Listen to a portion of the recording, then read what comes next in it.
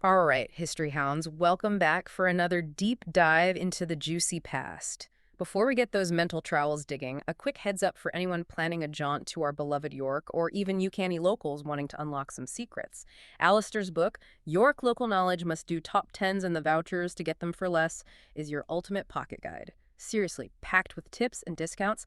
Find it on iBooks and Google Books. And if you're making a trip of it, maybe ditch the cramped hotel room. Check out www.houseofwork.org if they have these gorgeous, right in the center holiday homes that feel like a proper Yorkshire hug. Right, enough of the sensible stuff. Let's get historical. Indeed. Today, we're strapping on our imaginary horned helmets. Maybe not horned, but definitely heading into a really transformative era for York, the Anglo-Saxon and Viking Age. Forget the togas. After the Romans packed up their souvenirs and left, which was around the early 5th century, York went through a proper identity crisis. It morphed from this Roman bigwig into something, well, something quite different. Exactly. We're diving headfirst into that period, roughly the 400s up to the big one in 1066. The Norman conquest. So picture the scene. Romans gone, leaving behind some seriously impressive, but maybe slightly drafty villas. What actually happened next in this sub-Roman world? Well, the immediate aftermath, so the 5th and 6th centuries, it's a bit like a historical jigsaw puzzle with most of the pieces missing, honestly. The Romans have sailed off, maybe looking for warmer climes, and suddenly the written record just goes quieter than a mouse in a library. And that absence, the lack of contemporary written stuff, it really underscores how fragile our understanding can be. Historians, archaeologists, they have to rely so heavily on what they can, well, dig up, literally. So it's like everyone suddenly got amnesia and forgot how to write. What can the dirt tell us? How were folks living after the Roman reality show ended? Well, the archaeology, it points to a pretty significant shift, yeah. Those Roman-era industries, the ones producing the fancy pottery, the delicate glassware, intricate metalwork, they largely vanished. It really seems the local populations had to become much more self-reliant, making their own pots, their own tools, much more basic stuff probably. Right, back to basics. And there's even a slightly dramatic theory, maybe a bit speculative, that a natural catastrophe, possibly a whopping great flood around AD 400, might have helped speed up York's decline. A flood? Seriously?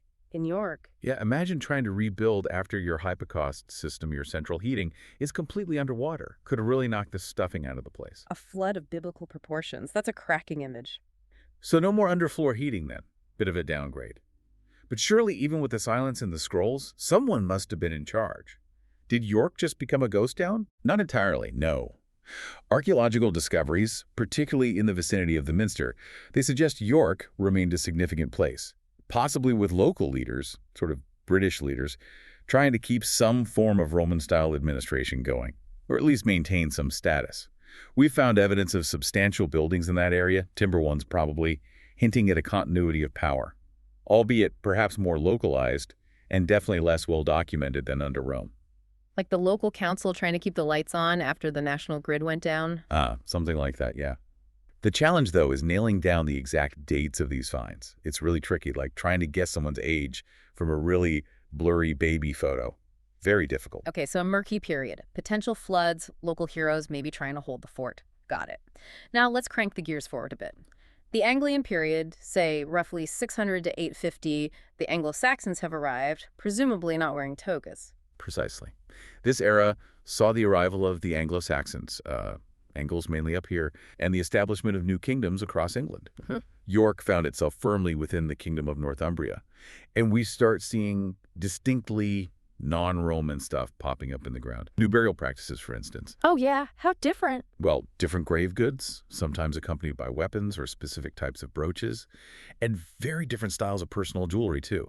It's like the fashion police from a whole new era have rocked up. So, new tribes, new threads. But what about York itself, the city? Did the Anglo-Saxons just waltz in and put up some thatched roofs inside the old Roman walls? Well, interestingly, there's this notion based on the archaeology that the walled Roman city might have been something of a no-go zone initially for the Anglo-Saxons. Really? Why? The evidence for early Anglo-Saxon settlement inside those old Roman walls is surprisingly sparse for the first century or so. It's possible they preferred to settle just outside, perhaps using the land differently. Maybe those sturdy Roman walls felt a bit intimidating, or maybe just ruined and inconvenient. A historical keep off the grass sign on the whole city. Fascinating. But we know this period saw the arrival of Christianity, right? That's a huge game changer. Absolutely huge. A truly pivotal moment was the baptism of King Edwin of Deira. He was the local king in 627. And this supposedly happened in a simple wooden church, which is almost certainly the humble beginnings of York Minster, the magnificent building we see today. Wow. Talk about starting small and dreaming big. Exactly. And this event really marks the formal introduction or reintroduction of Christianity to the region. And it stuck this time. From a simple wooden shed, basically, to a jaw-dropping cathedral that's quite the architectural glow-up over the centuries. And wasn't York becoming a real religious powerhouse during this time? It absolutely was. Over the following decades, York's religious importance just grew and grew. A bishopric was established in the 660s, and eventually it rose to become the Archbishopric of York, a seriously influential position in the medieval church, second only to Canterbury. The Minster became this hub of learning and education, attracting really brainy types like Alcuin in the 8th century. Alcuin. Wasn't he the chap who went off to advise Charlemagne? The very same. Shows the intellectual clout York had developed. Alcuin was a product of the Minster school. So York went from a potentially soggy, slightly abandoned Roman outpost to a major religious and intellectual center. Not bad for a few centuries' work. But what did the city actually look like then? Still rocking the Roman chic, or? Not so much. While the original Roman street layout did persist in some areas, you can still trace bits of it today. Many of those grand Roman buildings were probably falling into disrepair, crumbling, perhaps being robbed for stone. You have to imagine nature starting to reclaim its territory. Weeds, wildflowers, maybe even trees sprouting amongst the stonework within the walls. It likely had a more rural feel inside the fortress area. Less bustling Roman metropolis, more like a town with some very old, overgrown ruins dotted around. Pretty much, yeah. A bit like an ancient, overgrown theme park, perhaps. Huh. And this is when York got its proper Anglo-Saxon name, wasn't it? Eophoric. Sounds like something you'd order at a very, very old-fashioned pub. It does have a certain ring to it. The name Eophoric is really interesting. The first part, Eophor, almost certainly means wild boar. Wild boar, okay. Suggesting maybe these hairy chaps were common in the area or perhaps held some kind of symbolic significance for the people who settled there. And the wick part generally refers to a settlement, often one involved in trade. So the settlement of the wild boars, basically. That seems the most likely meaning, yeah. Perhaps a bit less glamorous sounding than Eboracum, but certainly memorable. Wild boars and bishops, a match made in historical heaven. But aside from the name and the growing church, what other clues do we have about Anglo-Saxon life in York itself, inside the wick? Well, we have archaeological evidence, like coins, specifically small silver coins called ciatas, and later less silver-rich ones called sticas, which were the currency of the day in Northumbria. Finding these isn't just about finding bits of metal. Their distribution tells us about trade networks, about economic activity where people were buying and selling things. Right, money talks, even back then. Exactly. And we also find various examples of Anglo-Saxon metalwork, things like pins, strap ends, fragments of weapons.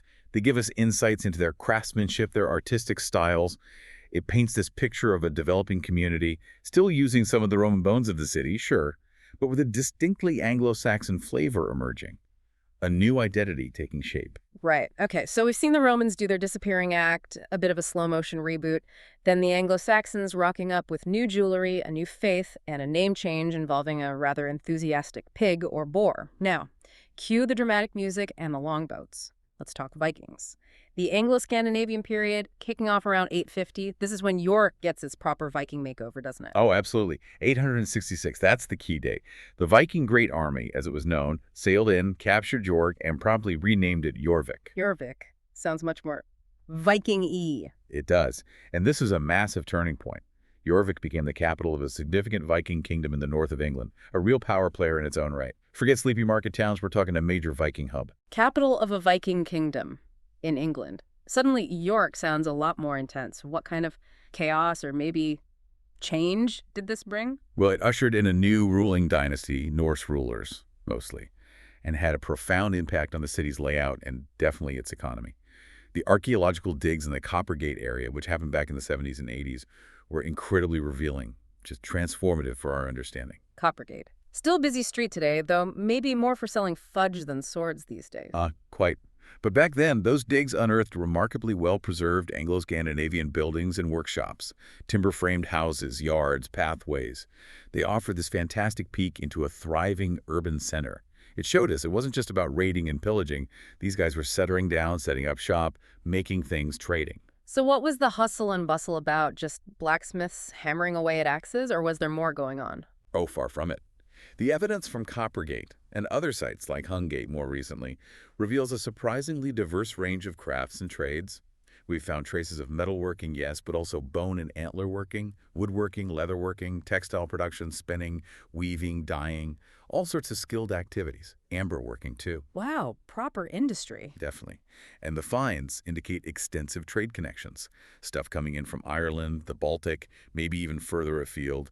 It suggests Jorvik was a proper international trading post, buzzing with merchants and makers. Forget your quiet Anglo-Saxon village. Jorvik sounds like the medieval equivalent of a booming port city. Very cosmopolitan.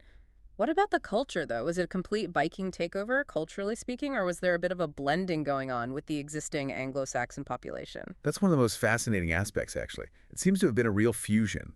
We see a unique Anglo-Scandinavian material culture developing in York. Styles and designs, particularly in things like sculpture and metalwork, that cleverly combined English and Viking elements. You get these motifs mixing together. Like the Gosforth cross kind of thing. Exactly like that, yeah, that kind of artistic blending. It wasn't a case of one culture simply wiping out the other. It was much more of a dynamic interaction and integration. Yeah. Like two different musical styles creating a whole new genre, a cultural mashup. A proper cultural mashup. Very York. But I imagine the English kings down south weren't exactly thrilled about having Vikings running a major kingdom in the north, were they? Must have been some push and pull. Oh, absolutely. The political landscape was pretty choppy, to put it mildly. There were periods of direct Viking rule, periods where maybe Anglo-Saxon rulers paid tribute, and several English attempts to reclaim control. Big names from the south, like Alfred the Great and his successors, Edward the Elder, Athelstan. They all fought campaigns trying to wrest Northumbria, and specifically York, back from Scandinavian control. So York was a real prize. Hugely important. Strategically, economically, imagine it as a historical game of tug-of-war, with this really important city as the rope. It changed hands quite a few times. A centuries-long battle for the heart of Yorkshire. And I recall hearing that Jorvik even had its own coins minted during the Viking era. That sounds like a pretty strong statement of independence, doesn't it? It was indeed. The minting of coins in Jorvik, often featuring Viking rulers' names or symbols, really underscores its economic importance and its political autonomy, at least at times. Having its own currency further solidified its status as a major commercial hub, a place where serious business was being done, independent of the southern English kingdoms. But eventually the English did manage to, well, win the tug of war, right? Kick the Vikings out for good as rulers. When did that happen? The generally accepted date for the end of the independent Viking kingdom of York is 954. That's when the last Viking king, Eric Bloodaxe, great name, was expelled and killed. Eric Bloodaxe! You couldn't make it up. Nope. So 954 marks York being incorporated back into a unified England under King Edred. However, even after that, the Scandinavian influence didn't just vanish overnight, not at all. Viking names, language, customs, landholding patterns, they continued to be a part of the region for a long, long time. They left a lasting imprint then. Definitely. A lasting imprint on York's identity, its character, its street names even. A bit like a catchy tune that sticks in your head long after the music stops playing. That influence lingered. So even after the Vikings were no longer the top dogs, their legacy lived on. It's just amazing to think about all these layers of history piled up in one city. From Roman fortress Iberacum to Anglian Eoforwic, the Boer settlement, to Viking Norvik, the bustling trade hub, and then back to being English York again. It really shaped the place that William the Conqueror eventually rocked up to conquer himself. Precisely. The Anglo-Saxon and Viking periods were absolutely critical in forging York's unique character and its significance in the broader sweep of English history. These centuries, from roughly 400 to 1066, filled with dramatic changes, cultural exchanges, conflict, and integration, they really laid the groundwork for the medieval city and everything that followed. You can't understand later York without understanding this period. Incredible stuff. It really makes you look at York streets, maybe the Shambles or Coppergate, in a whole new light, knowing all that history is just beneath your feet. Well, if this deep dive into York's Anglo-Saxon and Viking past has sparked your inner history buff, Or maybe your inner Viking. Don't forget to grab Alistair's brilliant book, York Local Knowledge Must-Do Top Tens and the Vouchers to get them for less. It's packed with insider tips to help you explore the modern-day echoes of this fascinating history. You can find it on iBooks and Google Books. And of course, when you're planning your pilgrimage to this historic city, be sure to check out www.houseofyork.org for a truly comfortable and centrally located base camp for your explorations. Absolutely. And maybe as you wander through those charming streets past the magnificent minster, just spare a thought for the local Britons holding on after the Romans left, the wild boars of Eoforwic, the Anglian scholars like Alcuin, and those bustling Viking traders in Jorvik. They all played their part in making York the incredibly captivating city it is today. It's a story etched in stone and sometimes wood, just waiting for you to discover it.